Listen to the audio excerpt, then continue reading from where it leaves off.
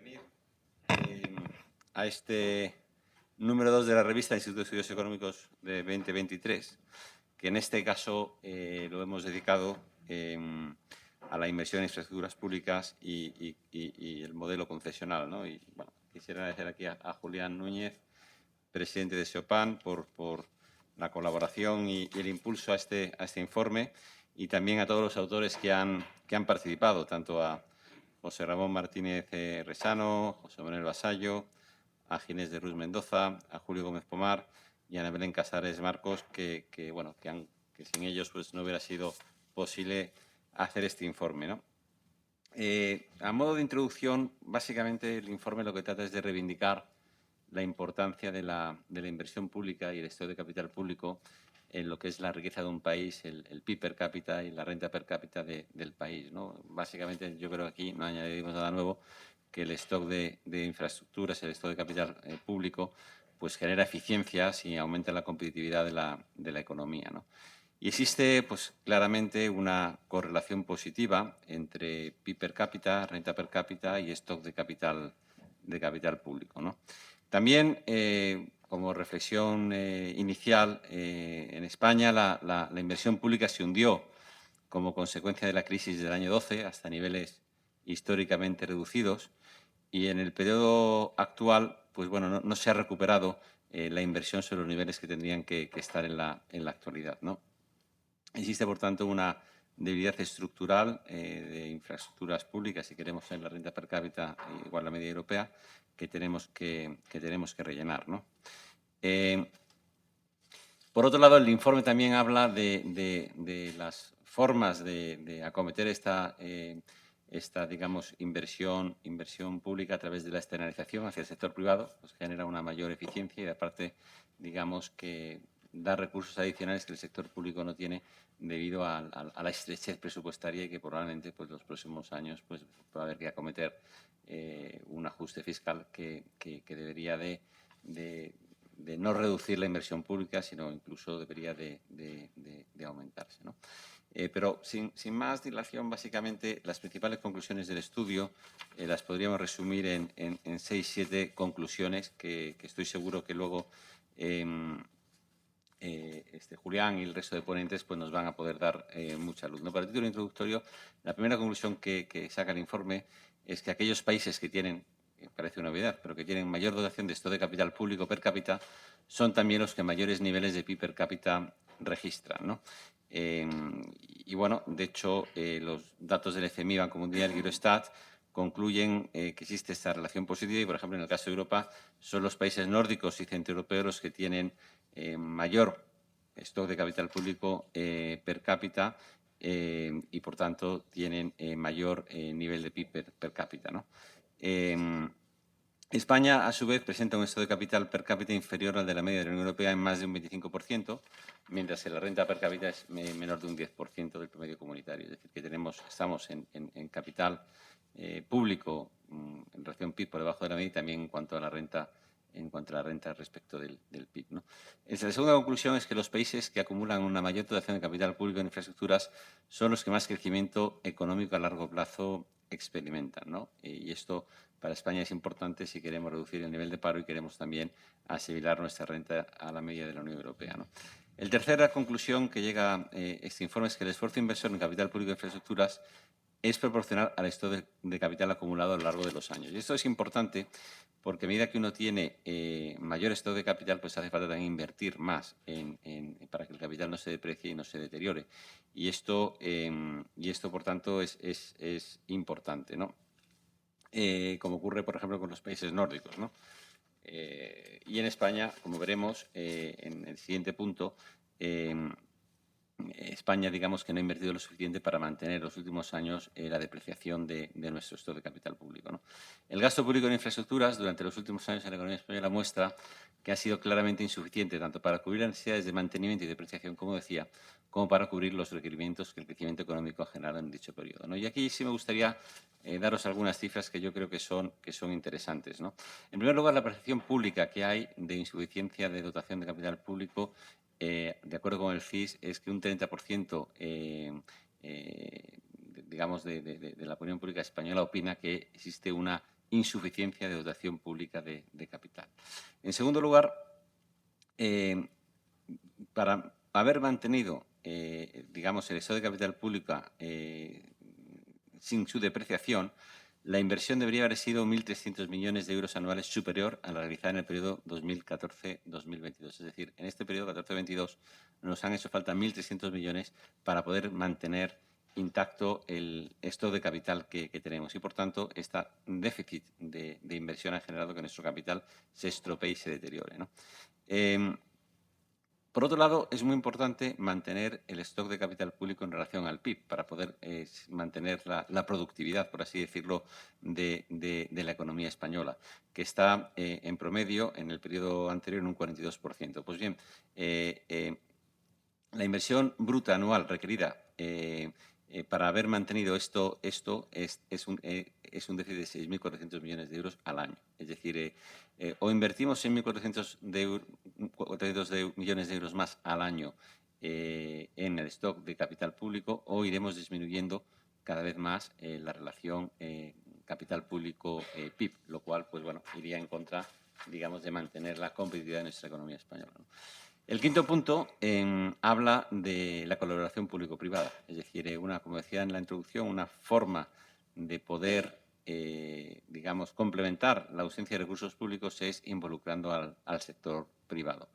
Para haber mantenido el nivel de colaboración público-privada en relación a la inversión pública en el periodo 14-21, hubiera hecho falta aumentar en 6.300 millones de euros la colaboración público-privada. Otro dato interesante es que para haber podido cubrir la depreciación en infraestructuras, digamos, fruto de esta colaboración público-privada, hubiera sido necesario en este periodo 2.400 millones de euros adicionales. Y el otro dato que yo creo que es interesante es que para poder mantener la relación colaboración público-privada-PIB, hubieran falta hecho 30.000 millones más en el periodo antes indicado. Por tanto, podemos ver que también en la colaboración público-privada existe un déficit importante de inversión.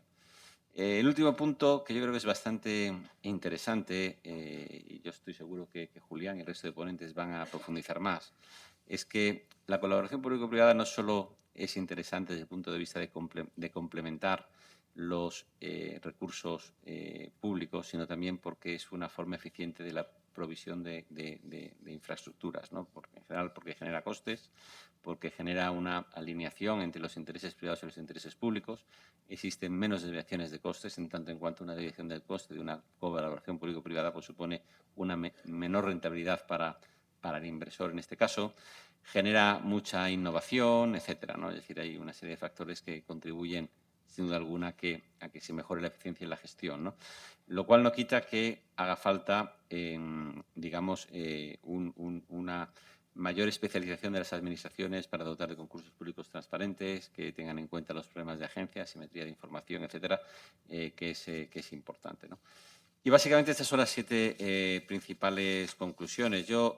Y por concluir mi intervención, yo daría tres mensajes que yo creo son importantes. Uno, reivindicar la importancia del estado de capital público para mejorar el bienestar común y la renta per cápita, que en España existe un estado de capital per cápita inferior al de la media europea en más de un 25%, que necesitamos incrementar la inversión en infraestructuras públicas para fomentar la convergencia en renta con nuestros socios europeos, que la inversión en capital que hemos hecho en los últimos años ha sido claramente insuficiente y tenemos las cifras estimadas para lograr que no se produzca una depreciación y un deterioro de nuestro estado de capital productivo, que también ha sido insuficiente el gasto en inversión en infraestructuras en el modelo concesional, y que la colaboración público-privada mejora la eficiencia del gasto público, pues porque permite, digamos, que el sector privado más especializado pueda proveer esa serie de servicios con mayor eficiencia y que, por otro lado, también las administraciones tienen que realizar procesos de licitación con mucha transparencia, mejorando los procesos de planificación, adjudicación y ejecución de la concesión. Y eso yo diría que es básicamente un resumen muy global de lo que es este informe. Este informe, digamos, es una primera parte de un segundo informe y haremos mucho más concreto sobre los modelos de concesionales, que yo creo que también será interesante. Y muchas gracias.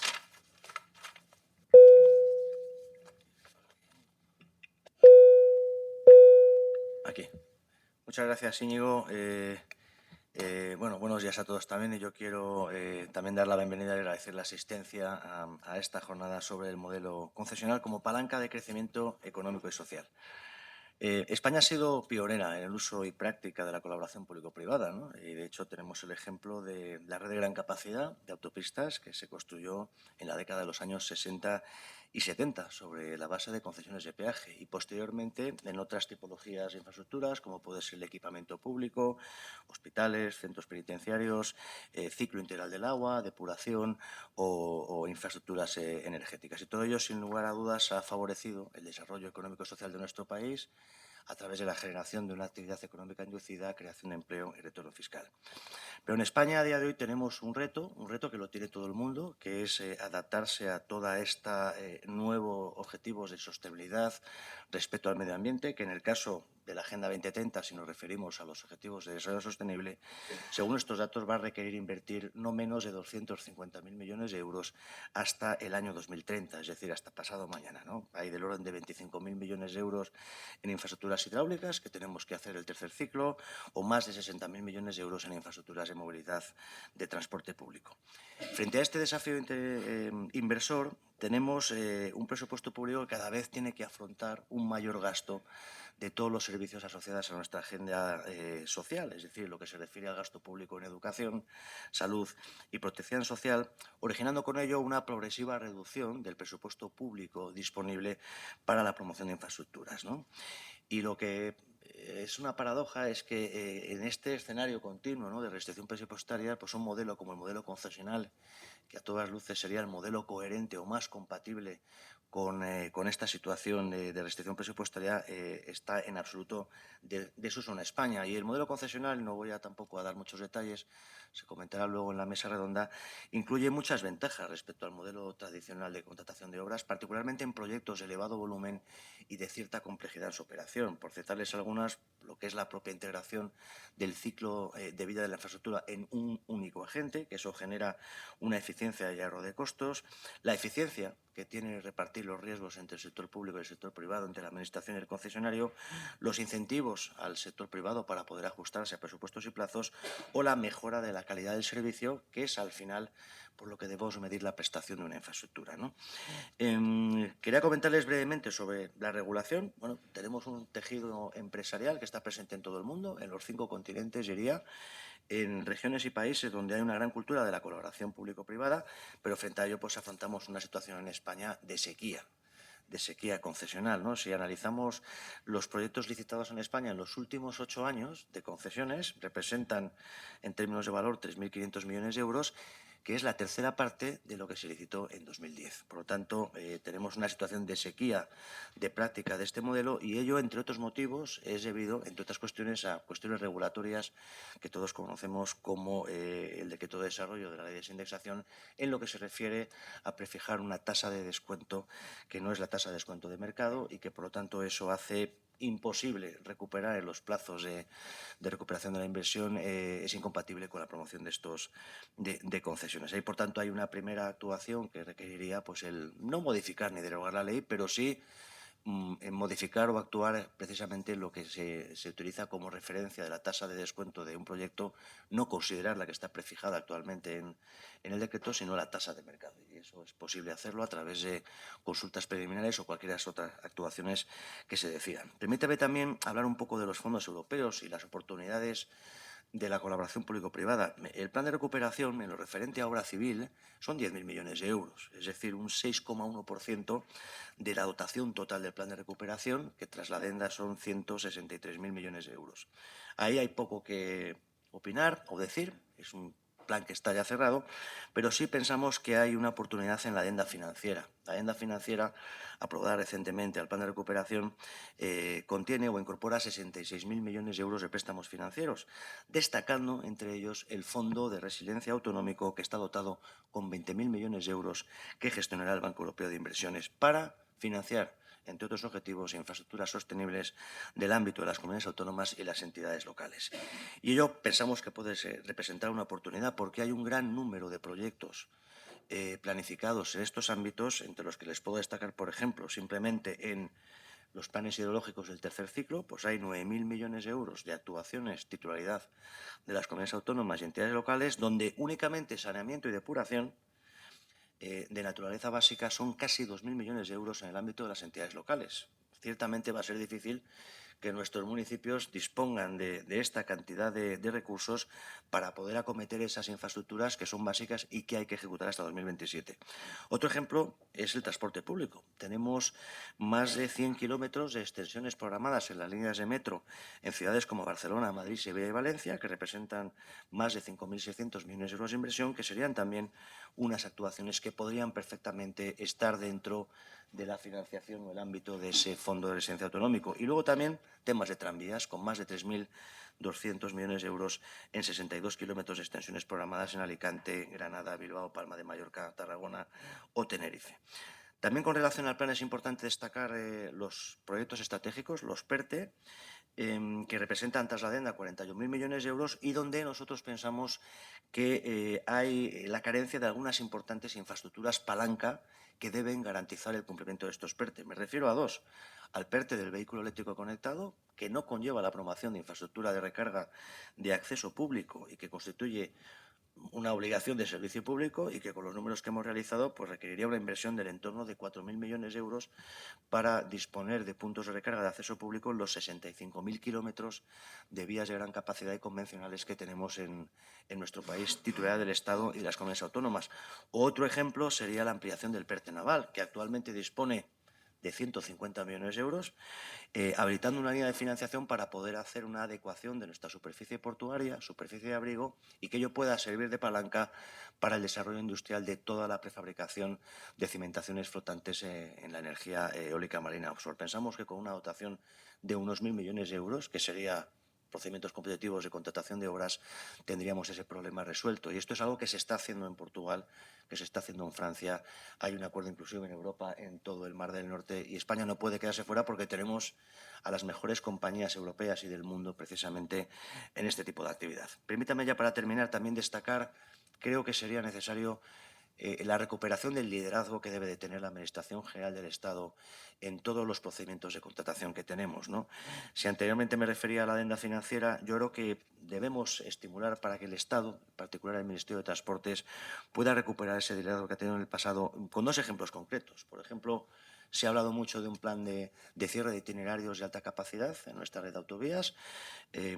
Sería preciso retomar, ¿por qué no?, un plan sectorial que culminara con el PIC de hace ya muchos años, que además ha sido validado por distintos gobiernos. Estamos hablando de una base de proyectos elegibles de más de 1.500 kilómetros de autovías de circunvalaciones, con una inversión total de 13.777 millones de euros. No pretendemos que se haga todo, pero quiero decir con ello que hay una importante base de proyectos elegibles sobre la que trabajar.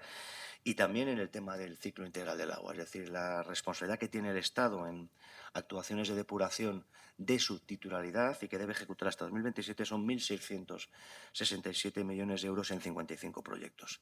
Pensamos que es otro ejemplo de excelente marco para poder desarrollar modelos de colaboración público-privada, titularidad del Estado. Termino ya, por tanto, con 4 mensajes finales.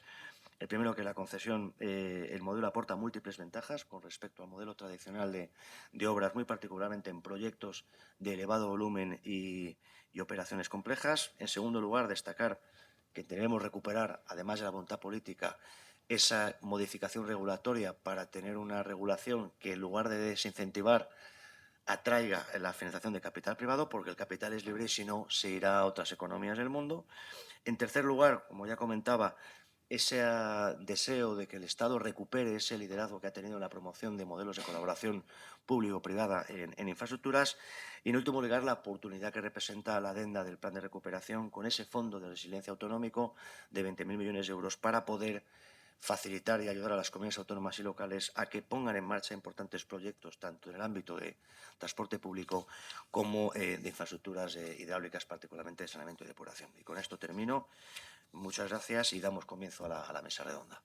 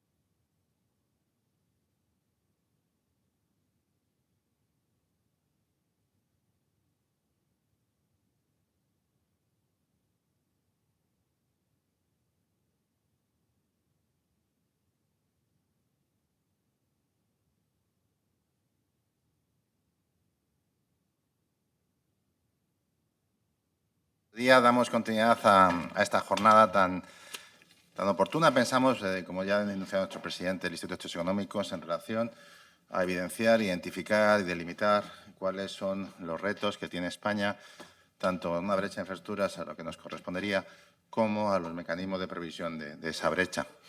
La verdad es que es un tema muy complejo, muy técnico y en el que hemos tenido la suerte de contar para su respuesta con los mejores expertos de España. Empezando por el presidente de SEOPAD, que ha intervenido en primer lugar y que tiene uno de los estudios dentro de este trabajo. Pero no solamente es él. También está don José Ramón Martínez Resano, del Banco de España, que ha hecho un artículo especialmente importante, como José Manuel Vasallo, que también ha hecho un artículo que es catedrático de la Universidad Politécnica de Madrid, catedrático de la Escuela de Ingenieros, Ginés de Rus de Mendoza, que es catedrático de Economía Aplicada de la Universidad de Las Palmas. También Julio Gómez Pomar, que es presidente del Instituto de Empresa del Centro por Transporte Económico e Infraestructuras de Gestión. Y doña Ana Belén Casares Marco, que es catedrática de Derecho Administrativo de la Universidad de León. No es casual esta elección, porque realmente aquí tenemos que responder a retos económicos, retos técnicos, retos jurídicos, y por eso ha sido importante hacer un equipo multidisciplinar en este enfoque. Y es lo que, sin más dilación, empezamos a continuación presentar, empezando está el establecido el orden de intervenciones por don José Ramón Martínez Resano, del Banco de España. José Ramón, sí, puedes. Muchas gracias, Gregorio. Para mí ha sido un placer participar en esta publicación y lo es compartir tribuna con grandes especialistas en la materia. Una advertencia importante para mí, las opiniones que expresaré son exclusivamente personales y no representan al Banco de España. No obstante, debo decir que la gestación de estas opiniones ha tenido cierto componente oficial en la medida en que las reflexiones contenidas en mi capítulo, que se titula La colaboración pública-privada o el arte de hacer de la necesidad virtud, resumen, digamos, recogen o se han beneficiado de discusiones sobre los llamados principios de infraestructuras de calidad mantenidas en la presidencia japonesa del G20. Precisamente con motivo de estas discusiones, el Fondo Monetario compiló un documento valorativo sobre la colaboración pública-privada en infraestructuras, donde se destacaban las condiciones para tener éxito en el ámbito de la CPP. Este documento es relevante a los efectos de la discusión que venimos manteniendo. Las opiniones que recoge mi capítulo, por tanto, amalgaman de una forma relativamente abstracta consideraciones internacionales y nacionales sobre la CPP y carecen evidentemente del carácter ejecutivo y magistral que ha dado Julián en su intervención. Intentan modestamente establecer relaciones de equilibrio entre las bondades de la CPP, titulo el capítulo La necesidad, el arte de hacer de la necesidad virtud, y esta parte de la virtud encierra bueno, pues, los retos que presenta la CPP. Por supuesto que no abordo ni de lejos una valoración sistemática del marco institucional preciso para conseguir esa virtud. Es un diagnóstico que corresponde a agencias como la OCDE o AIREF por las razones fiscales a las que haré referencia. Finalmente, antes de entrar en desgranar 4 mensajes que sin duda son conocidos, pero no por ello deja de ser oportuno expresarlos abiertamente, porque una de las debilidades de la CPP radica fundamentalmente en la gobernanza. Creo que es también oportuno destacar que la publicación realmente es desde un punto de vista de timing muy apropiado, porque, como se ha señalado, bueno, pues venimos de un periodo dilatado de ajuste en la inversión en infraestructuras y nos enfrentamos a fuertes necesidades de inversión en infraestructuras, particularmente en los ámbitos digitales y medioambientales. Pero además, bueno, se están negociando en estos momentos las futuras reglas fiscales europeas. Partimos de una situación en la que, bueno, los presupuestos no se han ajustado tras las necesidades que ha planteado el COVID y otras circunstancias. El entorno presupuestario se antoja pues mucho más restrictivo, ¿no? Como decía, el título de mi capítulo es el arte de hacer de la necesidad virtud con la CCP, y el mensaje que se sintetiza es la necesidad de este instrumento por la diferente especialización público y privada en la que no es preciso entrar, pero también se recoge la idea de que hay límites a su empleo que en términos generales obedecen a la aparición de conflictos de intereses, de valores, ilusiones sobre las posibilidades en todos los contextos bueno, sería poco útil entrar a desgranar situaciones en las que en el pasado eso ha sucedido. Hay una amplia literatura sobre las brechas de incentivos que separan a promotores y planificadores, si es que existen, a promotores y autoridades fiscales, a promotores y autoridades de la competencia y obviamente a autoridades públicas y socios privados, con independencia de que haya elementos disciplinadores, como se ha mencionado anteriormente. Un ámbito de tensión primario es evidentemente el valor, digamos, de calidad que supone la disponibilidad de infraestructuras y en contra los potenciales costes de los atajos a su consecución anticipada, ¿no? Mediante excesivo apalancamiento, contratación creativa, etcétera, etcétera. Las recomendaciones que se hacen al sector público para hacer un uso virtuoso de la CPP por parte de los organismos internacionales son múltiples y no se pueden abordar en este breve espacio de tiempo. Quizá el resumen abstracto pero certero de todas ellas es que hay que afinar en el marco de gobernanza de la colaboración público-privado. Algo que, subrayo en mi artículo, puede precisar de virtuosismo, porque la minimización de los sesgos fiscales o de las consecuencias fiscales de otros sesgos y conflictos que surgen en el ámbito de la colaboración pública-privada, que son objetivos intermedios razonables para dirigir el proceso de decisiones de la inversión, tienden a estar cargados de problemas cuando no se identifican los nodos centrales de los procesos decisores en materia de inversión. Evidentemente que la colaboración pública-privada no puede ser mucho mejor que la calidad del proceso inversor en su conjunto. Es preciso una planificación de partida, procesos de selección, de preparación, licitación, ejecución y supervisión de los contratos y de todo tipo de contratos, porque deben formar un todo coherente. Términos efectivos es muy conocido, lo formulo sencillamente porque es el objetivo de esta sección, el destacar cómo estructura la gobernanza y los retos que la misma presenta, el que la CPP debe conseguir valor, ser eficiente en términos de value for money, pero también de forma financieramente abordable y de forma apetecible para los inversores.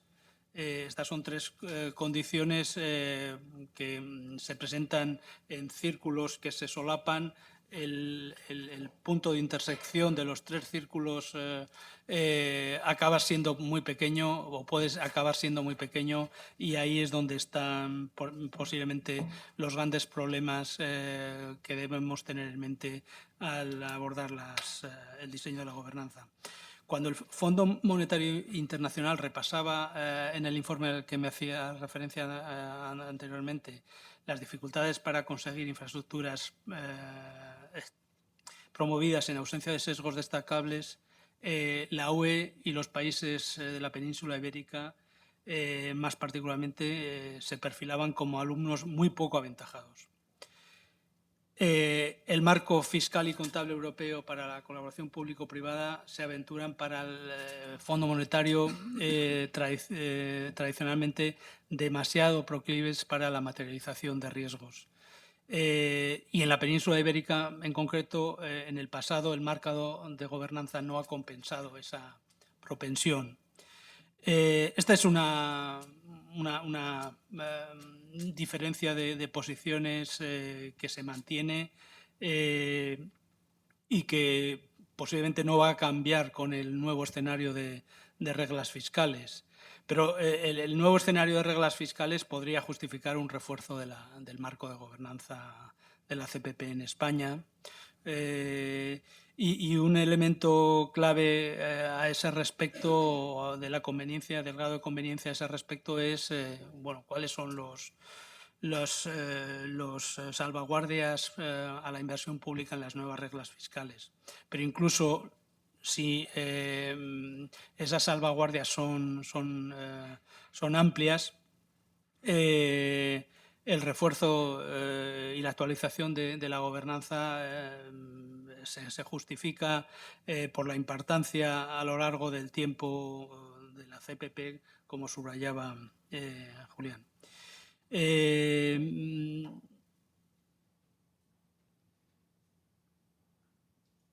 No caben recomendaciones muy taxativas, dada la complejidad del problema de gobernanza.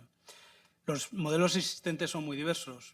Una red administrativa híbrida sujeta a directrices, algún modelo de integración, incluso un banco de infraestructuras, o una administración con anclajes fiscales a cargo de controladores fiscales en fases cruciales del proceso de inversión.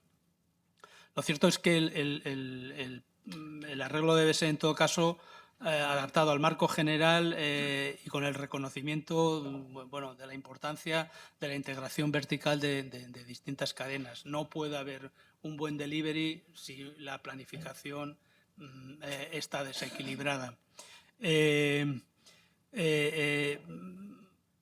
Evidentemente, la transparencia es fundamental, los controles cruzados, como decía, y en realidad el conjunto de complejos trade-offs que presenta la colaboración público-privada exigen que en la gobernanza haya un núcleo con capacidad analítica, reflexiva y regenerativa. No son posibles los automatismos porque conducen a la adopción de falacias. Voy a mencionar solo 3 falacias habituales. Una de ellas es la que reduce la colaboración público-privada a la elección jurídica de contratos, en lo que supone que los contratos legales per se pueden abordar de forma completa todo tipo de contingencias. Eso crea claramente propensión a situaciones comprometidas. Otra falacia habitual que acompaña a la colaboración pública-privada es el hecho de que tiende a relajar la planificación y a dejarla en manos de la industria. No hay sustituto de una planificación propia por parte de la Administración pública para sentar las bases de un proceso de inversor coherente. Finalmente, otra falacia muy común incluso en las IFIs, es subordinar los procesos inversores en buena medida al apetito de los inversores financieros. Cuando ese es el caso, la CPP tiende a sobredimensionarse por razones estrictamente financieras, incumpliendo uno de los criterios de la trinidad de consideraciones a las que hacía referencia anteriormente para la consecución de una gobernanza adecuada. En definitiva, mi mensaje central sería el que da título al capítulo, la necesidad. La CPP es una necesidad, pero debe ejecutarse de forma virtuosa. La selección institucional debe primar la coherencia entre las distintas fases de decisión en los procesos de inversión y no descuidar ningún aspecto, ni el jurídico ni el financiero, por supuesto, pero para ello es central el tener una capacidad analítica reflexiva y regenerativa del sistema para evitar situaciones de bloqueo, como entiendo que estamos viviendo en estos momentos. Y con esto, no sé si me he pasado, perdonad. No, José Ramón, muchísimas gracias. Nos quedamos, a mí me ha parecido muy interesante el enfoque, porque lo que estamos planteando es que el modelo concesional obviamente no ha nacido ahora, lleva ya sus décadas de experiencia y es importante aprovechar las experiencias. Yo me quedo con la reflexión de la necesidad de ser equilibrado en el enfoque del modelo concesional, porque tiene que, en la medida que se multiplican los agentes que cooperan, que es el privado y el público, el modelo concesional necesita que sea viable tanto para los operadores privados que quieran acometer esas inversiones mediante unos modelos de rentabilidad riesgos razonables, como para los operadores públicos que confían en el privado. Si no hay razonabilidad en el reparto de rentabilidades y riesgos, lo que se hará que sea inviable esa posibilidad de instrumentación. Y eso es importante. Por eso, todo lo que sea mejorar en los modelos de gobernanza, mejorar en la calidad institucional de implementación, aprovechando las experiencias, es importante. Pero lo que tampoco podemos caer en el error de, por alguna experiencia que no haya podido ser óptima, pensar que el problema es el modelo. Posiblemente lo que estamos hablando es un problema de implementación del modelo. Este año pasado, por ejemplo, ha habido ejemplos de obra pública que a lo mejor se ha licitado y que, bajo una premisa de que fuera muy rentable para la Administración, los parámetros de viabilidad se han desaparecido y se han quedado desiertas. Yo creo que ese es el modelo que también hay que evitar. Hay que ser equilibrio entre lo que la rentabilidad y riesgos que asumen los operadores, y por eso es importante. Yo entiendo que el Fondo Monetario Internacional, el enfoque que tiene es como más institucional del sector público, de gobernanza, de vulnerabilidades fiscales, pero también me gustaría complementarlo con la necesidad de viabilidad, de rentabilidad, riesgos, ¿no? Porque también las experiencias hay de todo tipo. Pero en cualquier caso, es importante este enfoque. Es importante este enfoque porque tenemos que ir a un modelo que aproveche las experiencias del pasado para subsanarlas, mejorarlas y aprovechar la palanca de eficiencia que es el sector privado colaborando con el público, que es coger lo mejor de lo privado, lo mejor de lo público, a los efectos de alcanzar el bienestar común. Bien, sin más, a mí me gustaría, José Manuel Vasallo, catedrático de la Escuela de Caminos de la Universidad Politécnica de Madrid. Yo allí fui profesor en el pasado y me ha resultado muy grato encontrarme con él aquí también de nuevo. José Manuel, cuando pueda. Muy bien, pues en primer lugar quería agradecer al Instituto de Estudios Económicos por esta invitación a participar en esta revista, en este libro, sobre un tema tan importante como es la colaboración público-privada, y también agradecer a la COE y particularmente a SEOPAM pues, el cedernos este lugar tan grato para hacer esta presentación. Y bueno, hace unos años llevé yo a cabo un trabajo para el SEOPAM sobre el ámbito de la eficiencia en las concesiones. Creo que fue un trabajo muy interesante, costes-beneficios, pero recuerdo que cuando lo presentamos es un tema complejo, porque ya se ha comentado ya, el tema de las CPPs no es un tema que se entienda fácilmente, requiere una elaboración, ¿no? Entonces, una de las críticas que se me hicieron después, no por parte del SEOPAN, sino más bien por alguien externo, dice, le falta un poco más de fuerza, como hablar para vídeos de TikTok, ¿no? Dije, bueno, pues claro, ¿cómo contar esto en un vídeo de TikTok, ¿no? Por supuesto no es mi objetivo, ¿no?, hacerlo, pero como nos han dado 5 minutos, yo lo que he pensado es centrarme en algunas cosas muy claras, ¿no? No pretendo competir, ya digo, con TikTok, ¿no? Entonces, un primer tema es que quiero subrayar es que el modelo de CPP de concesión es algo que está en la cartera de todos los gobiernos desarrollados del mundo y cada vez más. ¿Qué situación nos encontramos en España? Pues la contraria. Lo que nos encontramos es un modelo al que cada vez se le ponen más dificultades y que a consecuencia de ello lo que nos encontramos es que hay menos proyectos por CPP. Entonces, ante esta situación yo me planteo, ¿qué pasa? ¿Cuál es el motivo de esto? Es decir, pues encuentro varias razones. La primera es que en España no ha habido nunca una agencia, realmente una entidad cuyo objetivo sea que las PPP sean exitosas por parte del sector público. Mi experiencia con muchos gobiernos es que existe un recelo grande hacia la colaboración público-privada. Yo creo que una de las claves del desarrollo de las CPPs en muchos países del mundo ha sido precisamente el que se ha impulsado desde el sector público. Bueno, un segundo punto es que efectivamente ha habido experiencias que no han sido exitosas. Es verdad que ha habido proyectos que han salido en la prensa, que no han salido bien, ¿no? Yo creo que en parte porque en España hemos sido los primeros en desarrollar las concesiones, pero nos ha faltado un desarrollo legislativo, una evolución realmente de acuerdo a lo que había que hacer, ¿no? Bueno, un tercer punto es que vivimos en el marco de una legislación de CPPs tremendamente rígida e ineficiente. Primero, porque gran parte de la normativa que nos viene de Europa, desde mi punto de vista, no ayuda al desarrollo de las CPPs. Para mí, la clave de las CPPs es lograr un mayor beneficio económico, social, medioambiental para la sociedad.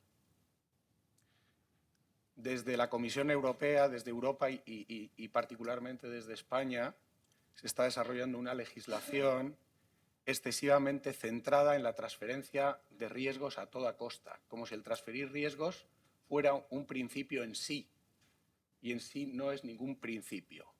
Lo que hay que hacer es distribuir los riesgos de la manera que sean más eficientes.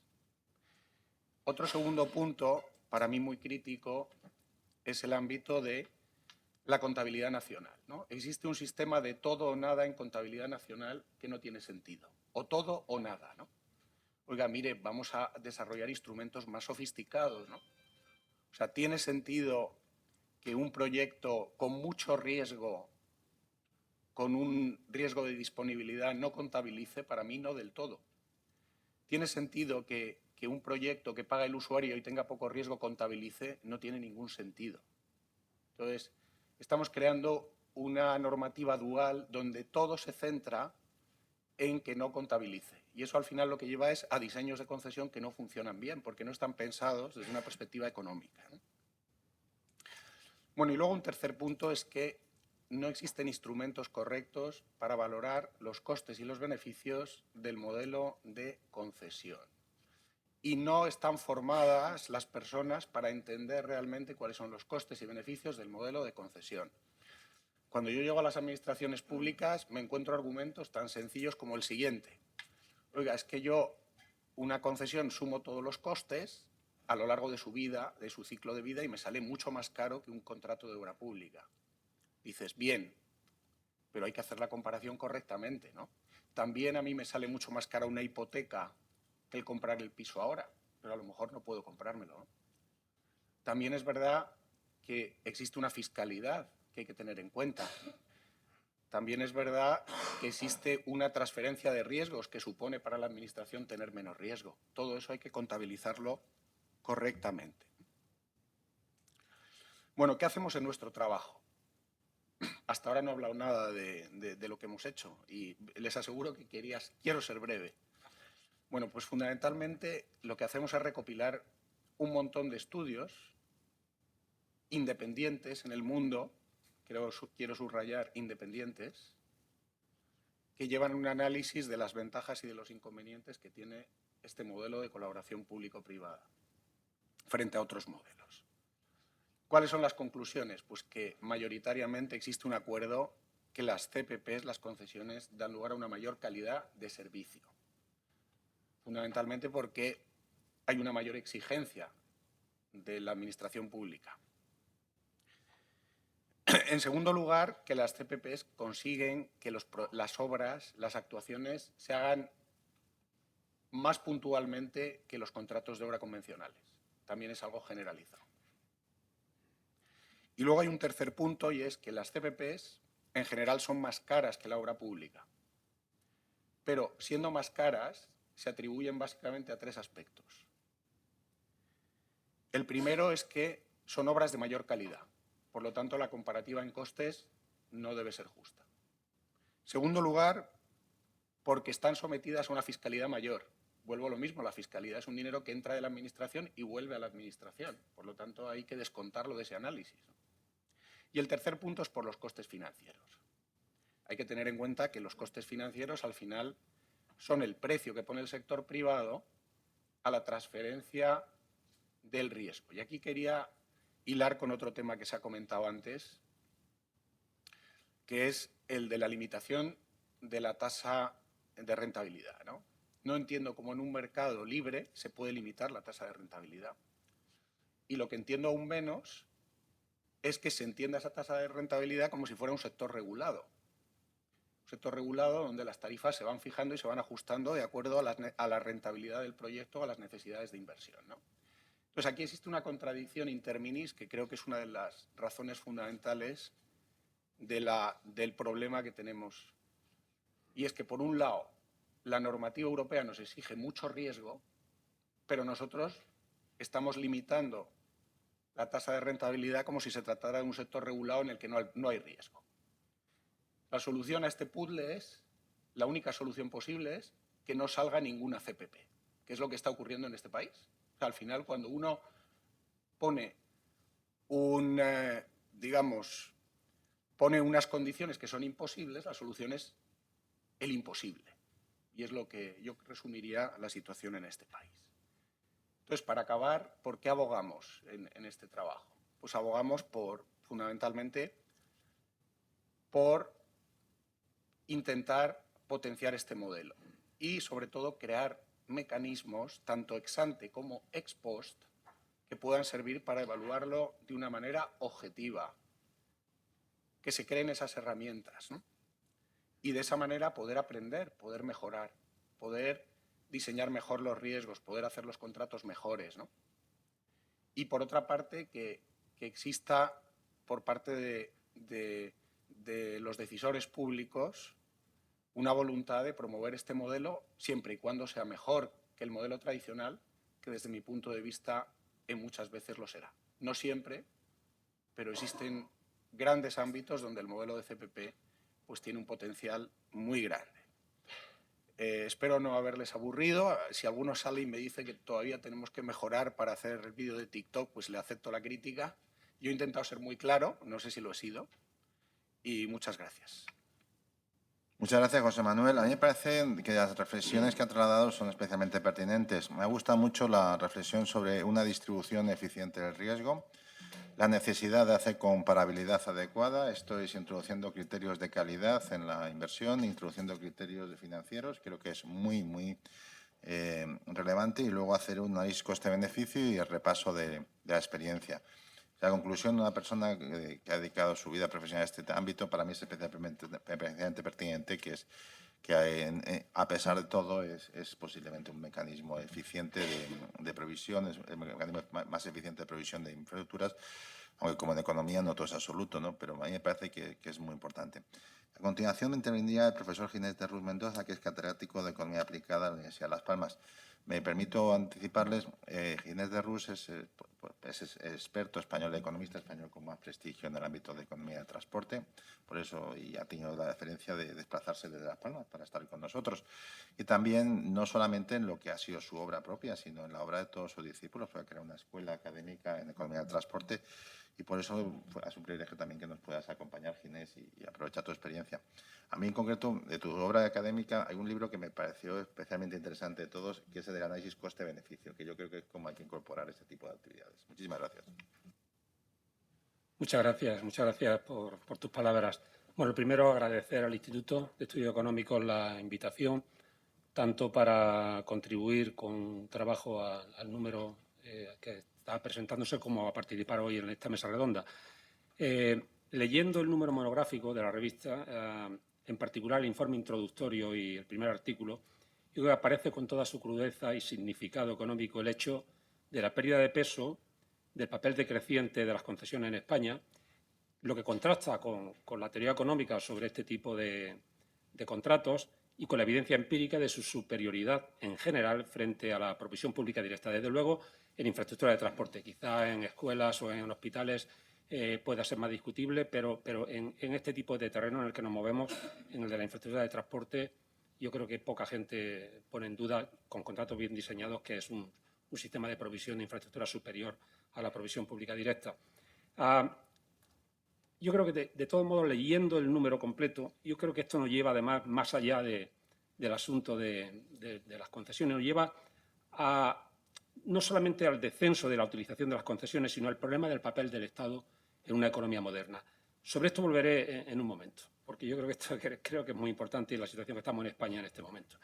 Bueno, el Gobierno ha de hacer frente a tres retos en la provisión de infraestructura. Uno es qué invertir o qué construir y cuándo, ¿no? El optimal timing. Para esto el coste-beneficio, no hay otra herramienta, ¿no? O sea, hay sucedáneos, pero no hay otra desde el punto de vista de un gobierno que hay que invertir, cuándo hay que invertirlo, dónde invertirlo. Es el análisis coste-beneficio, que es lo que en inglés se llaman welfare assessment, que no existe otra cosa. Esto es increíble porque a veces se inventan como procedimientos alternativos, como estudios de impacto, etcétera, pero eso no es desde la perspectiva de un gobierno cómo se valoran qué infraestructuras son buenas para el país. El segundo, hay que hacerlo al mínimo coste, es decir, dado unos estándares de calidad, por supuesto. Y el tercer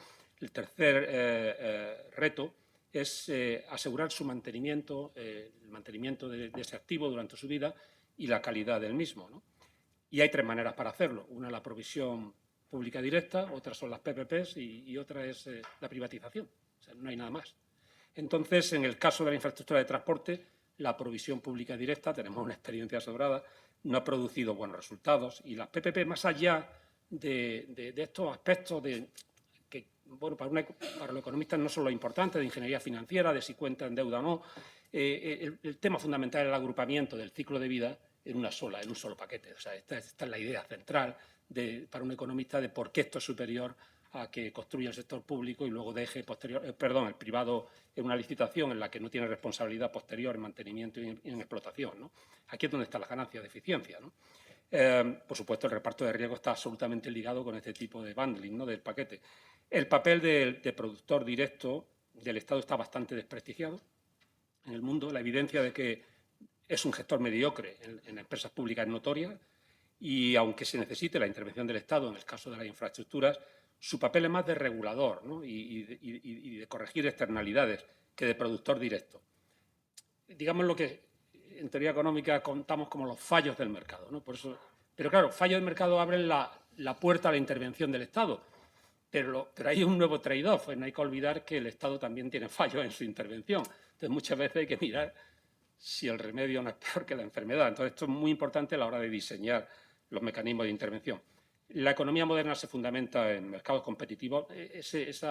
Digamos, extremismo a veces en algunas posiciones entre el liberalismo extremo y el dirigismo del Estado, eso no existe ya en la práctica. La práctica es una economía mixta en la que el Estado tiene basada, fundamentada en mercados competitivos, pero el Estado tiene que garantizar la libre empresa, que los contratos se cumplan, que se corrijan las externalidades de todo tipo y, por supuesto, aspectos de equidad, que en nuestro terreno es el tema de accesibilidad, garantizar conectividad, etcétera. Yo creo que la mayoría de los economistas, yo diría que todos, ¿no?, aunque discrepemos en asuntos de macroeconomía, En lo que se refiere a la importancia de los funcionamientos de los mercados y los mecanismos por los que funcionan y los incentivos, el papel que juegan los incentivos, yo creo que hay unanimidad. Hay un economista, no recuerdo el nombre, que decía que hay 3 cosas importantes en economía, que son los incentivos, los incentivos y los incentivos, y que todo lo demás es nota a pie de página. Es una afirmación que es bastante rotunda, pero creo que lleva bastante razón si ustedes entienden por incentivos cualquier elemento, no solamente el monetario, sino cualquier cosa que cambie la conducta de los individuos. La cuestión de los incentivos también explican el comportamiento del sector público. Y déjenme que les cuente una cosa que cuenta Jean Tirole, el Premio Nobel de Economía, en el libro de La economía del bien común, que dice que cuando nombraron a Jean-Jacques Lafont, que hubiera sido premio Nobel con él también, si no hubiera fallecido, en el 99, pues Jospin lo nombró presidente del Consejo de Análisis Económico, ¿no? Y la presentación que hizo del informe anual en el 99 el mensaje básicamente era que los políticos y los funcionarios responden a los incentivos exactamente igual que los CEOs, los ingenieros, los economistas, los intelectuales, los trabajadores, responden exactamente igual a los incentivos. Y que por eso la organización del Estado tenía que partir de este hecho incontestable. Es decir, no se podía partir del hecho del el político sirva al interés general y las empresas son buscadoras de beneficios despiadadas, entonces el regulador benevolente, pues por lo visto, y estamos hablando de hace nada, ¿no? Prácticamente el 2000, por lo visto una contestación tremenda. Francia es muy intervencionista y desconfía, dice Jean Tirole, el mismo es francés, ¿no? Desconfía mucho de los mercados y mucho de los economistas, ¿no? Entonces lo acusaron hasta de corromper la juventud por este discurso en el que cuestionaba a políticos y a funcionarios, ¿no? Yo creo que hay que partir de este hecho incontestable. Los que han intervenido han señalado la importancia de que la administración pública funcione bien, y entonces el diseño institucional de las asociaciones público-privadas en España han de cambiar radicalmente si queremos salir de la situación de estancamiento y deterioro actual, ¿no? Hay que partir que las empresas buscan el beneficio, obviamente, con las restricciones que ustedes quieran ponerle de cualquier naturaleza, y los políticos maximizan la probabilidad de reelección. Es decir, la ingenuidad del regulador benevolente es que no está ni siquiera ya en la literatura, es decir, toda la teoría de la captura del regulador. Es decir, hay toda una literatura, pero sobre todo el hecho de ciclos cortos y que persiguen su propia agenda, que es lo que dijo Jean-Jacques Lafont, simplemente eso. Todos tenemos nuestra agenda, incluso el funcionario y el político.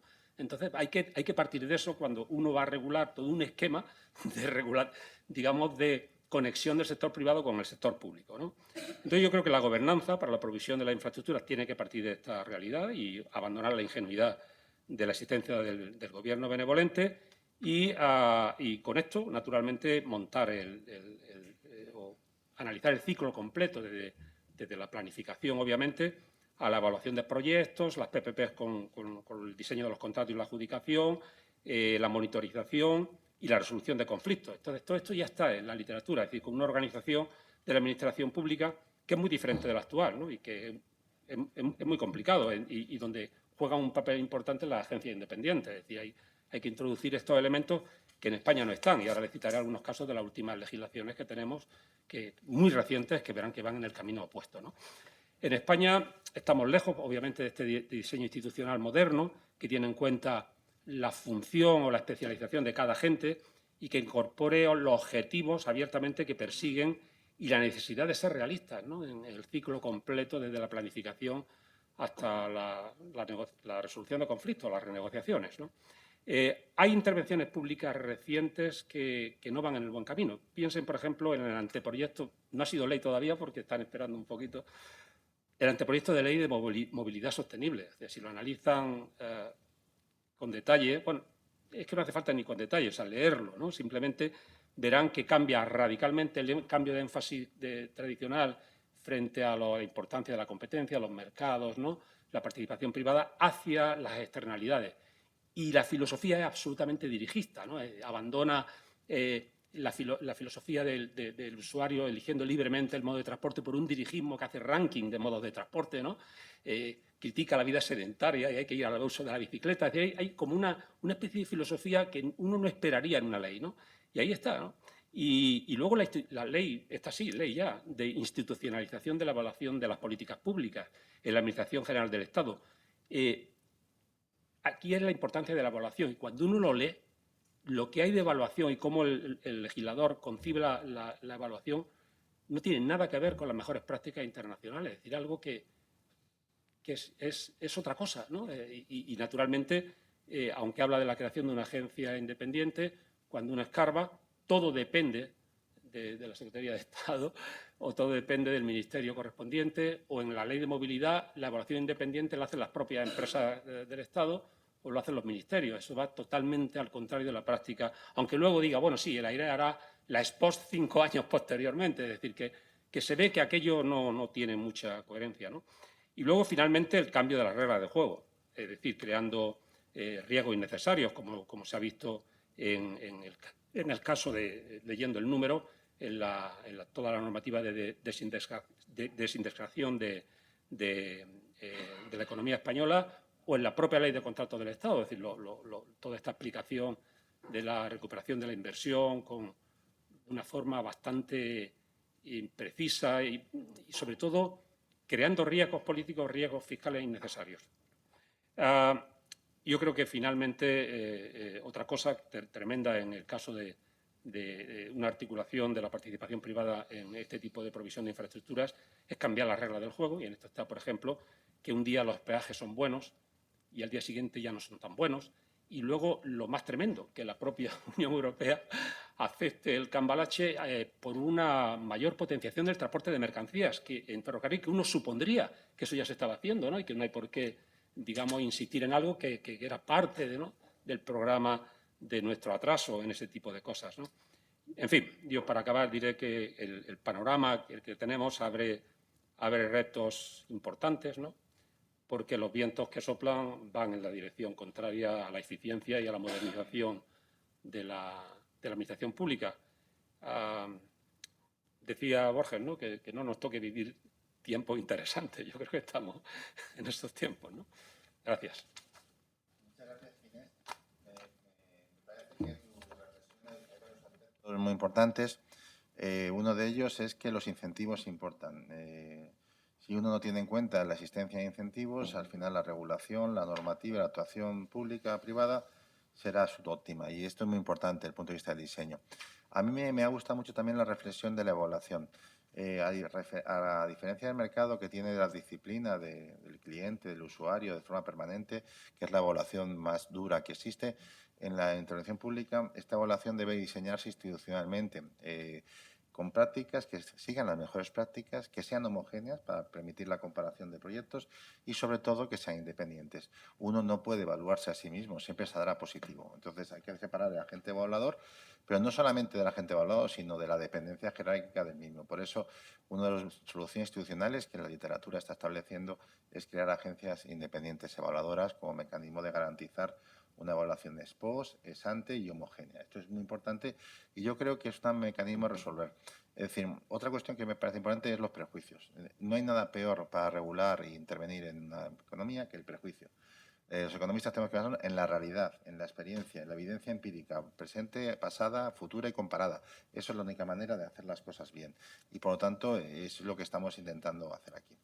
A continuación, intervenía don Julio Gómez Pomar, que es presidente del Centro de Gestión de Infraestructuras, Economía de Transporte y Instituto de Empresa, que tiene la desgracia de ser amigo mío de hace más de 30 años, o muy amigo desde hace muchos años, y que tiene una experiencia que es especialmente valiosa, porque Julio, al igual que otros de los que están aquí en esta mesa, pues ha tenido la experiencia de estar en los dos lados de la mesa, en el lado de la mesa del sector público, ha sido secretario de Estado de Infraestructuras, ha sido presidente de Renfe, como del punto de vista académico, y por tanto su experiencia es especialmente enriquecedora y útil a todos los efectos de conocer las dos caras de la mesa. Muchísimas gracias, Julio. Pues muchas gracias, Gregorio, muchas gracias por haberme invitado a participar en esta revista. Yo creo que todas las intervenciones tienen una música de fondo que yo creo que es muy, muy homogénea y que no deja de ser una llamada de atención. Cuando los que se aproximan al tema desde una visión, digamos, no responsables de la regulación, comentan cómo está la regulación, cómo son las normas, cuáles son los problemas, pues debería ser un elemento a tener en cuenta, porque además esto es reiterado, es decir, que hay muchos informes y muchos trabajos donde se ponen las cosas de manifiesto. Y es una realidad. Yo, en un documento que preparábamos también en el IE y analizábamos las concesiones y del que me hago eco en este artículo, es curioso cómo los últimos planes de infraestructuras todos hablan de la necesidad de complementar la inversión pública directa con inversión pública a través del modelo concesional y de colaboración público-privada, pero luego la realidad es que no se hace. De los argumentos que se han dicho y a los que se refería el profesor Vasallo, quiero hacer hincapié en dos. Uno primero es que, esto lo digo ahora con más grados de libertad de lo que lo podía decir no hace mucho tiempo atrás, yo creo que toda la legislación en materia de contratos del Estado tiene un sentido de evitar que haya una defraudación de los intereses del Estado en los mecanismos de contratación. Y este es el hilo conductor. Y es un hilo conductor razonable, y aquí enlazo con lo que decía el profesor Ginés de Rús, porque los incentivos de quien prepara esta normativa, que es el Ministerio de Hacienda, y yo soy funcionario del Ministerio de Hacienda, lo digo en el sentido de que no es una visión crítica desde fuera, alimentan la dirección de la normativa en su grado máximo. Es verdad que la directiva tiene muchas limitaciones, pero la ley española pues va más allá y el criterio garantista es enorme. Las normas de desarrollo ya se han hecho referencia a la desindexación, etcétera. Y esto enlaza con otro punto, y es que en general en la administración hay desconfianza y recelo hacia las empresas que desarrollan obras y ganan dinero. Esto es así de triste, pero es un hilo también conductor en una mentalidad muy extendida en la gestión pública. La idea de que lo más importante es que se haga bien una obra, que se gestione bien, que no dé dificultades, que dé seguridad, que dé confianza, que no requiera intervenciones posteriores, esto está subordinado a si la tasa de rentabilidad es muy alta, a si aquí hay una alteración en el contrato que puede ser beneficiosa para la empresa, etc. Entonces, todo el sistema, digamos, normativo está excesivamente orientado en esa dirección. Yo creo que aquí habría que dar una vuelta importante, que la iniciativa legislativa tenía que estar en aquellos centros que verdaderamente van a vivir y tienen la responsabilidad de llevar adelante las obras y los trabajos, y luego con todos los mecanismos de garantía que supone una tramitación de normas que en último término tiene al Parlamento como elemento de control, pero donde intervienen todas las administraciones. Yo soy un defensor del modelo concesional. Es verdad que ahora estamos en la situación en la que estamos, pero además soy un defensor del modelo concesional vinculado a algo que se ha comentado menos, y es al pago por uso del usuario del resultado de estas infraestructuras que se construyen bajo el modelo concesional. Porque no perdamos de vista que una cosa es la concesión como herramienta o como modelo de contrato, pero su financiación puede venir por parte pública, por parte privada o por parte mixta. Y yo creo que es importante, sobre todo en lo que son las infraestructuras de transporte, pero en otras muchas infraestructuras, que volvamos a la idea de la bondad del pago por uso. Yo aquí saco también un poco a flote mi mentalidad hacendista y creo que se ha dado mucho más peso a la figura tributaria del impuesto, y cada vez esa es la tendencia, frente a las figuras tributarias alternativas que permiten evaluar cuando hay alguien que se beneficia de una manera clara, patente, de una actuación por parte de la Administración. Y esto lo vemos en muchos terrenos. Ahí están las tasas universitarias o las tasas de recogida de basuras o las contribuciones especiales o los precios públicos o precios privados para muchas cosas, pero resulta que en el ámbito de las infraestructuras de transporte y especialmente en la construcción de las carreteras, esto del pago por uso tiene una, en fin, especie de maldición y se ve de una manera muy negativa. Yo creo que hay que, y aquí conecto con la idea de eficiencia, de adecuar el instrumento de financiación más adecuado para el tipo de gasto al que se enfrenta el presupuesto público. Es evidente que grandes gastos que tienen un enorme contenido social, un elemento de solidaridad muy fuerte, donde no pueden discriminar en función de la capacidad de pago, etcétera, etcétera, pues es el terreno clásico de los impuestos generales. Esto es evidente. Pero cuando hablamos de actuaciones que benefician de una manera muy particular a alguien, nos tenemos que ir moviendo hacia otro terreno. Ahora estamos viendo cómo la competencia y la liberalización en el sector ferroviario hace que cada vez más usuarios estén utilizando el Madrid-Barcelona, digamos, por caso, como una de las grandes líneas. No solo hay competencia, sino que además ha habido generación se ha generado con la oferta demanda. Pues podemos llevar el mismo ejemplo. ¿Quién que es un usuario habitual de un tren sobre el que paga un billete en el que una parte va dirigida al mantenimiento de la estructura ferroviaria, por qué tiene que pagar al que vaya alternativamente por carretera? Digamos, yo creo que esta es una cuestión en la que debería haber una cierta reflexión general sobre cómo llevar adelante las financiaciones. Se ha dicho y se ha hablado de las virtudes que tiene el modelo concesional desde el punto de vista de la eficiencia y no solo desde el punto de vista presupuestario. El punto de vista presupuestario no puede agotar, digamos, el uso del modelo. Pero no es menos cierto, y también se ha dicho, que desde el 2008-2009 la inversión pública ha caído a la mitad y no se ha recuperado. Y esto tiene trascendencia en la presentación que hacía Gregorio y que hacía Julián del impacto sobre el stock de capital.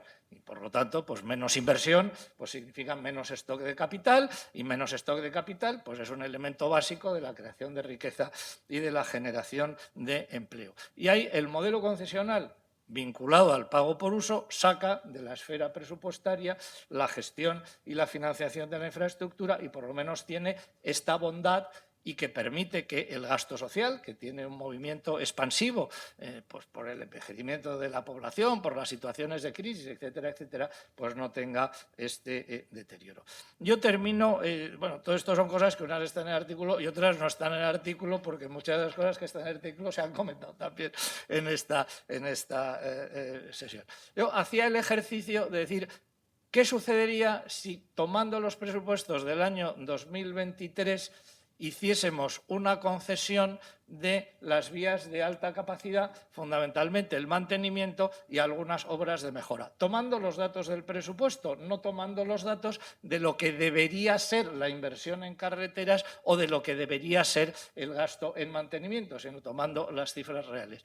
Y aproximadamente sale una cifra en mis cálculos, salvo error o omisión, en torno a los 1.700 millones de euros que saldrían del presupuesto si exclusivamente lo que figura en el presupuesto pasase a un sistema de pago por uso. Capitalicemos esto de una manera adecuada y veremos, pues, digamos, el montante del que podemos estar hablando de liberar al presupuesto del Estado para aligerar la carga tributaria o para acometer otro tipo de gasto que se considere alternativamente más adecuada.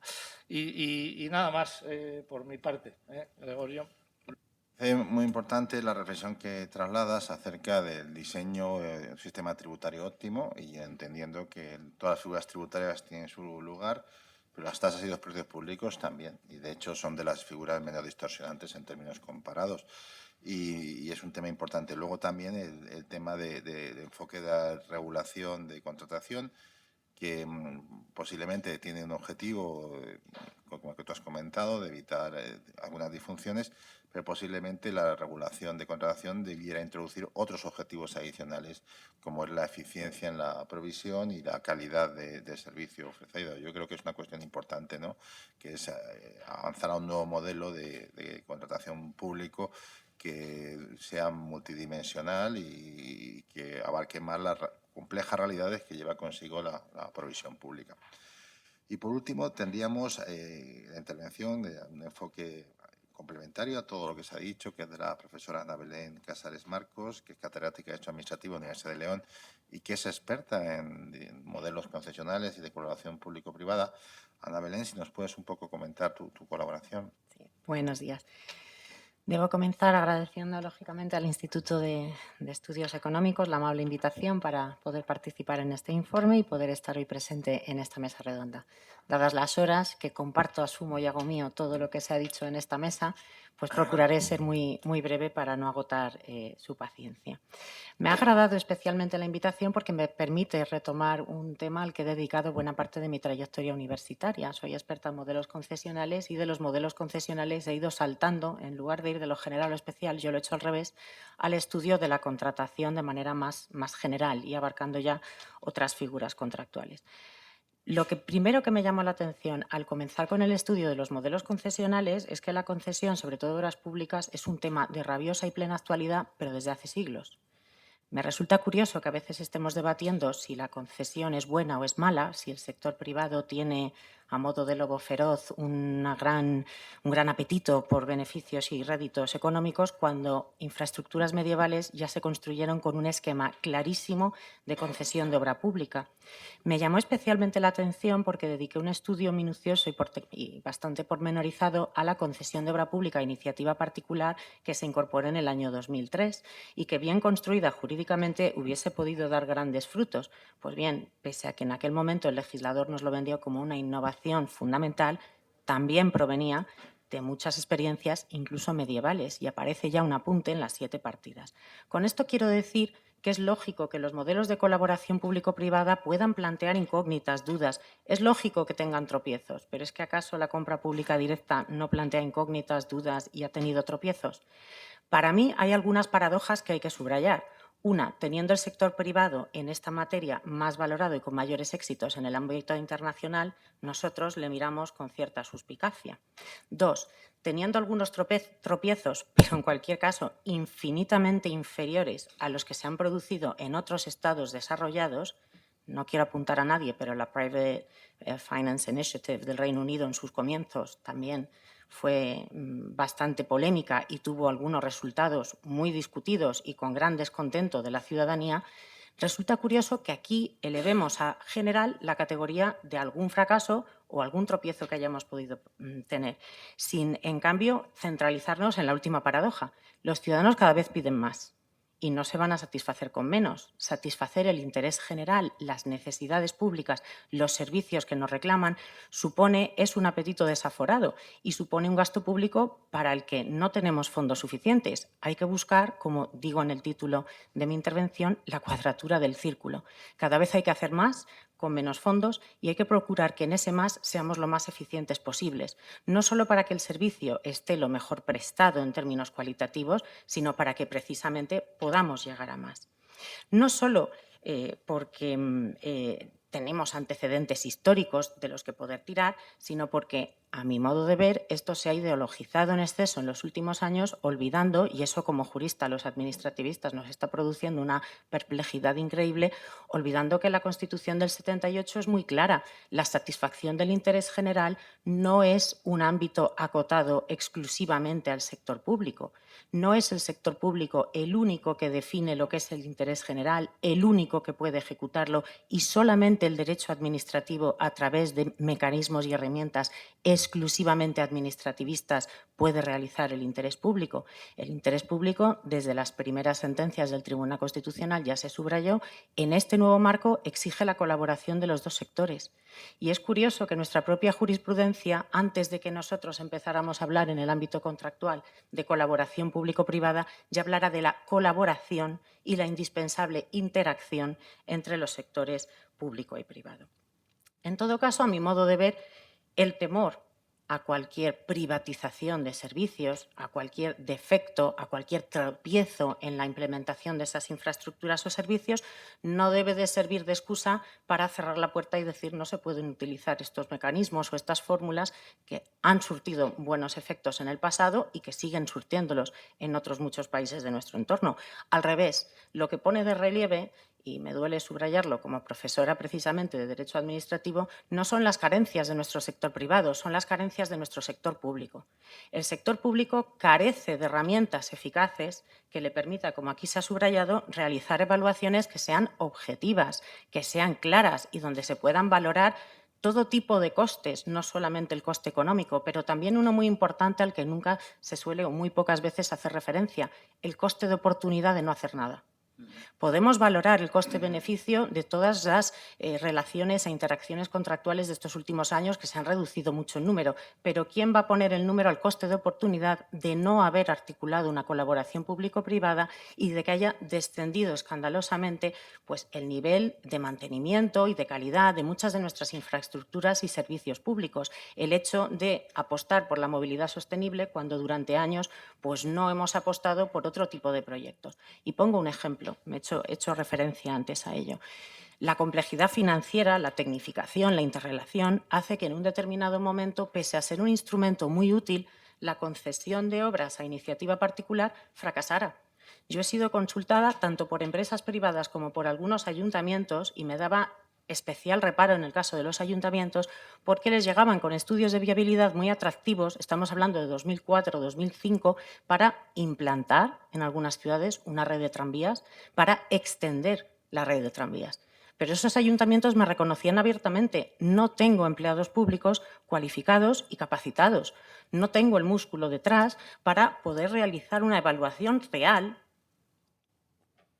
de este estudio de viabilidad que a mí se me está presentando para poder negociar y decir hasta aquí puedo llegar, hasta aquí no. Y finalmente, de los 4 proyectos que me consultaron, ninguno salió adelante. Ver ahora un anteproyecto de ley que incida en la importancia del tranvía, de los carriles bici y del transporte urbano sostenible, pues produce cierto sonrojo cuando uno piensa que han pasado 20 años y ya había empresas dispuestas a apostar por ello. Quizá alguno de estos estudios de viabilidad no fuera oportuno, pero no lo sabremos y tampoco sabemos qué coste de oportunidad ha tenido el hecho de ni siquiera haberlos podido valorar adecuadamente. Me ha gustado especialmente la referencia del profesor Vasallo a la agencia pública, porque es algo a lo que he dedicado muchísimas publicaciones y cuando se aprobó la ley de agencias pensé que podría hacerse realidad. Sin embargo, curiosamente, nuestro Ministerio de Fomento, que fue haciendo músculo hasta que el traje se le quedó muy estrecho y las costuras parecía que iban a reventar, no da el paso de crear una agencia especializada en la materia y desde entonces se ha dedicado a estar a dieta, a adelgazar, hasta caer en la anorexia y el traje le queda excesivamente grande. El resultado es que las distintas administraciones públicas que tenemos, autonómicas y sobre todo locales, carecen de un faro, carecen de una agencia que les pueda marcar documentos modelo, posibles riesgos, metodologías, poner a su alcance herramientas para poder valorar contratos que a veces para el Ministerio no tienen importancia porque su coste económico, duración temporal es muy inferior para lo que un ministerio está acostumbrado, pero que para una capital de provincias o una ciudad intermedia puede ser un contrato muy atractivo, muy interesante y generarle un rédito importante, no solo económico, por supuesto, sino también social, completando su red de infraestructuras y de servicios. Para ello hace falta, como digo, yo creo, evidentemente una agencia, pero al margen de ello, que la administración pública esté especializada, que esté debidamente cualificada, que nuestros empleados públicos estén debidamente formados, que no vengan a los cursos de verano que organizamos las universidades para ver si obtienen un poco más de formación de la nueva ley porque te confiesan abiertamente, yo no sé redactar un pliego de esta nueva figura contractual. Otro ejemplo, contrato de colaboración público-privada. Mal articulado quizá en la ley por excesivamente vago, pero imposible de aplicar en la práctica porque ningún funcionario sabía por dónde entrar o cómo cogerlo. El contrato finalmente se ha caído de la Ley 9/2017, por inútil o porque nadie sabe aplicarlo en la práctica. Esa sería mi cuestión. Para mí no se trata de una aspiración que sea utópica o que sea imposible, sencillamente exige ponerse manos a la obra. Buena parte de los tropiezos o fracasos que ha habido en esta materia, y no gusta cuando esto se dice en un foro más público, evidentemente, han sido culpa de la Administración. Bien porque ha apostado por proyectos donde era evidente que la demanda por sí sola no iba a ser suficiente para poder recuperar la inversión, con lo cual después, cuando esto se ha demostrado en la práctica, oh sorpresa, o bien porque ha apostado por lo que en el ámbito internacional se suelen llamar los pork barrels. ¿Qué culpa tendrán los pobres animales porcinos con lo que nos gustan en España? Pero lo cierto es que con ese nombre o esa etiqueta se suele hacer referencia a aquellos proyectos que vendemos a la colaboración público-privada sabiendo que su único rédito es político. Inmediatamente obtengo el titular que quiero, aunque sé que esto no es lo más eficiente, no es lo más adecuado, quizá no produzca rentabilidad, pero para cuando esto se descubra ya dentro de una década, pues a saber dónde estaré yo. Con lo cual, lógicamente, ahí hace falta una legislación adecuada. Yo no abogo tanto por la modificación de la ley de contratos cuanto directamente por desbrozarla y simplificarla. Aquí se ha dicho, la legislación europea no es buena. Más que la legislación europea, yo creo que la culpa la tiene nuestro legislador interno español. Las directivas comunitarias es cierto que dan un paso más y que apuestan por una contratación pública estratégica. Ello no va en contra de la colaboración público-privada. Los documentos de las distintas instituciones comunitarias son claras. Al revés, viene a decir, puede ser que sea necesario a la larga que el proyecto sea más caro, pero si se obtienen beneficios ambientales, sociales y de otro tipo, está justificado. ¿Dónde está el problema? No quiero señalar a nadie, pero en todas esas prácticas presupuestarias y financieras pésimas que han utilizado algunos Estados miembros y que han llevado a atornillar a la Unión Europea con la estabilidad y con las restricciones presupuestarias. Claro, casar las dos cosas es complejo. A la hora de trasladar la legislación europea a España, en lugar de hacer tabla rasa y articular una ley contractual mucho más sencilla, como puede ser la alemana o la francesa, nosotros hemos cogido la nuestra, la de siempre, la de la década de los 60, y hemos metido a martillazos todo lo nuevo que venía de las directivas, dejando la contratación excesivamente rigorista, excesivamente formalista, que ya teníamos, pero exigiendo más, que ahora además consideremos el medio ambiente, que ahora además consideremos sociales, que ahora metamos fórmulas. No acabamos de incorporar la filosofía de que esa contratación tiene que desaparecer a favor de otro tipo de contratación estratégica y eficiente, que no quiere decir que no haya controles, los habrá, pero que no tienen que ser unos controles tan asfixiantes antes de iniciar los proyectos o en sus comienzos para la adjudicación y luego tan laxas en la ejecución y el seguimiento como se suele hacer en nuestro país. Y sin más, agradezco su atención y espero no haberles aburrido en exceso. Gracias. Muchas gracias. Nos quedamos, es curioso, ¿no? Has comentado, yo soy profesor hace 30 años de economía también, y nosotros la primera lección que damos en la carrera a todos los chicos es siempre la misma, que el concepto más importante de la economía es el coste-oportunidad. Y precisamente tú lo has puesto encima de la mesa. La importancia de una agencia reguladora y luego la importancia de un diseño de la regulación óptimo, introduciendo cuanto más restricciones le pongas a un modelo, el resultado será inferior. Y eso es lo que estamos llevando. Sin más, aunque estamos fuera de hora, me gustaría, no sé si hay alguna pregunta, alguna cuestión a cualquiera de los ponentes.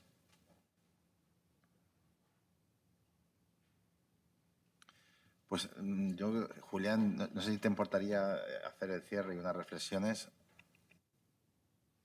Bueno, improviso un minuto porque no es fácil, ¿no? Yo creo que el hilo conductor de esta jornada pues tiene muchos puntos comunes, ¿no? Desde distintas ópticas, que es cuando uno coincide desde posiciones distintas, es que al final hay realmente un factor común. Nos ha hablado del tema de la regulación.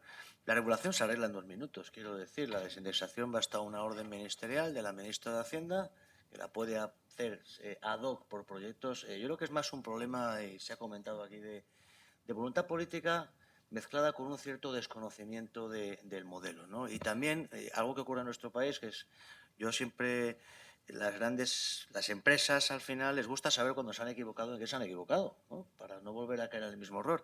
Sin embargo, cuando algún proyecto de interés público fracasa, no existen esos análisis de por qué ha fallado este proyecto. Ya hay algunos casos relevantes. Pero digo, tema de regulación, quizá más voluntad política, pero también es importante que esa regulación hay que modificarlo. Se ha hablado del interés de tener un ente, de una agencia promotora de ese asunto. Tenemos una entidad que es la Oficina Nacional de Evaluación, que ciertamente no es una agencia, pero bueno, que también yo sí creo que está trabajando en la línea de por lo menos poder elevar un diagnóstico de por qué está fallando el el modelo concesional y qué recomendaciones habría que hacer. Se habla también de la falta de cultura en el sector público muchas veces y eso ocurre. Si nos vamos al caso más sencillo, si cabe, del BIM, se lo puedo comentar como anécdota, es decir, hay algunos clientes del sector público que requieren este modelo en los pliegos de licitación. El contratista, evidentemente adjudicatario, tiene que desarrollarlo y cuando lo tiene hecho acaba en un cajón, porque el propio sector público no tiene recursos, ni la dirección facultativa, ni estaban previstos en el pliego para poder gestionar y utilizar ese modelo, ¿no? Yo creo que, en definitiva, el diagnóstico, y concluyo, es que es un modelo que reporta muchas ventajas. Entre ellas, creo que la más importante es que, en cierta medida, se retribuye la prestación de un servicio a través de una infraestructura y hay unos parámetros de calidad, ¿no? Yo, como anécdota, en el Congreso Mundial de Carreteras que se ha celebrado en Praga, bueno, pues ahí es muy común cuando uno está en la ciudad y va a un baño público, tiene que pagar €1 por entrar al baño. Eso sí, está impecable, hay una persona que está pendiente de la limpieza, de ponerlo todo, pero nadie protesta por pagar €1 por ir al cuarto de baño, porque sabe que va a tener un servicio adecuado, ¿no? Definitiva, y terminando, creo que este es un modelo de futuro que requiere ser voluntad política por un lado, también quizá un autodiagnóstico de qué cosas no estamos haciendo bien y, por supuesto, modernizar nuestra contratación, que también se ha hablado mucho de ello, ¿no? Y yo iría más lejos. Nosotros, de hecho, estamos trabajando en la incorporación de modelos de contratación colaborativos que se están utilizando cada vez más en todo el mundo, con una total transparencia, con una compartición de los sobrecostes, de los beneficios. Creo que ese es el camino y no es fácil porque se ha comentado también que el sector público en España es muy fuerte, muy potente y cuesta mucho moverlo, pero bueno, creo que si celebramos varias ponencias como las que hemos tenido hoy aquí, estoy seguro que poco a poco conseguiremos el éxito y el buen fin de este modelo. Solo eso.